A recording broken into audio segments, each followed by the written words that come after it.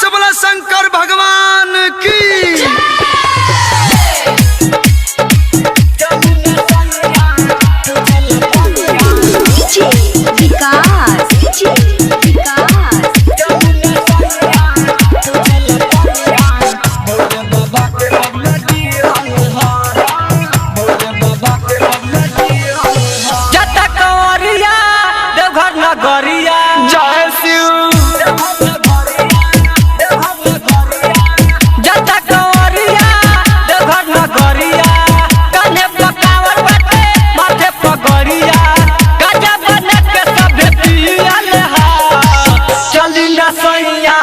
पूजेला पैया भोले बाबा के बबुआ दिहल हा।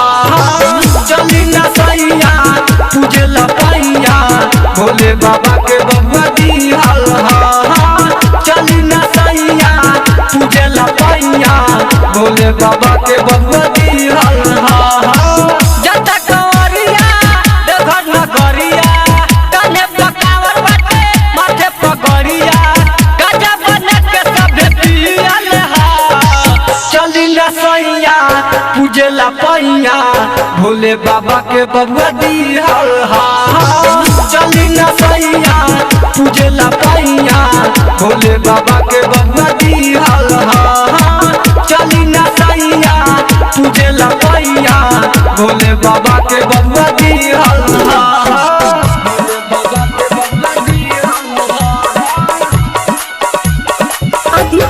डिजिटल रिकॉर्डिंग स्टूडियो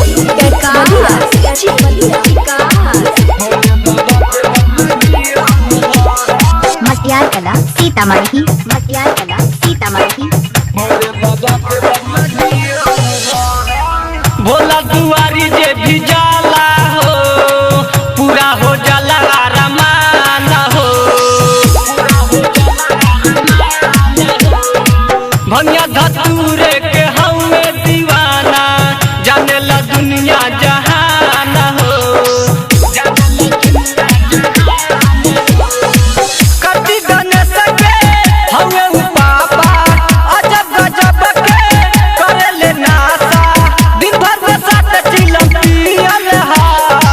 चली ना सैया पूजेला पैया भोले बाबा के बबुआ दिहल हा।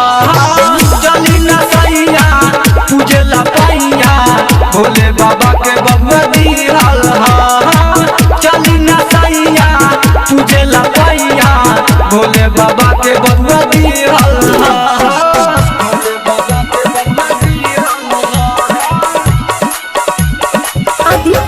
डिजिटल रिकॉर्डिंग स्टूडियो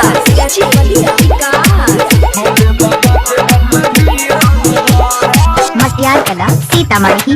मटियार कला सीतामढ़ी। राइटर सोनू सवरिया हो जाता रे देवघर नगरिया हो।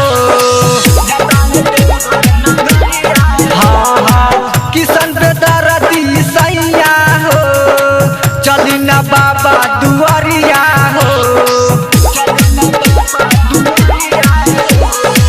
विकट बिहारी मंटू देहाती घसा नदी सुन हमें संघाती सुल्तान दस जलली हल हा।